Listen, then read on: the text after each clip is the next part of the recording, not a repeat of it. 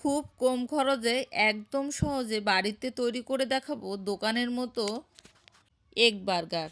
খেতে ভীষণ রকম টেস্টি, ছোট থেকে বড় সবার পছন্দ হবে। আর হাতের কাছে থাকা সব উপকরণ দিয়ে আমি আজ তৈরি করে দেখাবো। আমি এই রাউন্ড শেপের পাউরুটিগুলো দোকান থেকে কিনে নিয়ে এসেছি।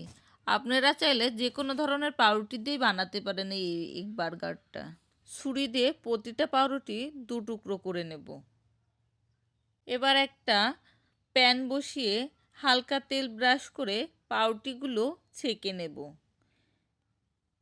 এই সময় চুলার জালটা একদম মিডিয়ামে রাখতে হবে। বেশি জাল দিলে পাউরুটিটা পুড়ে যেতে পারে। এপিঠ ওপিঠ খুব ভালোভাবে ছেঁকে নেব। এবার সবগুলো পাউরুটি আমি চুলা থেকে নামিয়ে নিলাম। তোমরা কে কে বার্গার খেতে পছন্দ করো কমেন্ট করে জানিও। এবার কড়াইতে পরিমাণ মতো তেল দিয়ে পেঁয়াজ মরিচ কুচি দিয়ে খুব ভালোভাবে ভেজে নেব। এবার দিয়ে দিলাম 2টা ডিম। ডিমটা এখন আমরা পেঁয়াজ মরিচের সাথে ঝুরি ঝুরি করে ভেজে নেব। অ্যাড করব সামান্য একটু লবণ। এই বার্গারটা বানানো একেবারেই সহজ আর খেতে ভীষণ টেস্টি। একবার হলে তোমরা বানিয়ে খেয়ে দেখো, খেতে বেশ ভালো লাগবে। এই তো আমার ডিম ঝুড়ো ঝুড়ো করা হয়ে গেছে। এর ভিতর দিয়ে দিলাম একটু টমেটো সস দিয়ে ডিমগুলোর ভিতরে খুব ভালোভাবে মিশিয়ে নেব। এ পর্যায়ে চুলার আঁচটা একদম লোতে রাখতে হবে।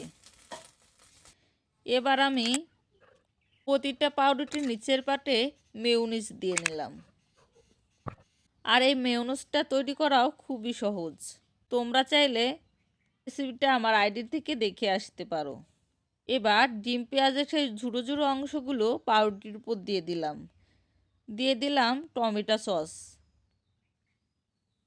এবার প্রতিটি পাউরুটির উপর টমেটো স্লাইস দিয়ে দিলাম, পেঁয়াজের স্লাইস দিয়ে দিলাম, দিয়ে একটির উপর আরেকটা পাউরুটি দিয়ে দিলাম। উপর থেকে টমেটো সস আর মেয়োনিজ দিয়ে ডেকোরেশন করে নিলাম। কি যে মজার হয়েছিল এটা খেতে।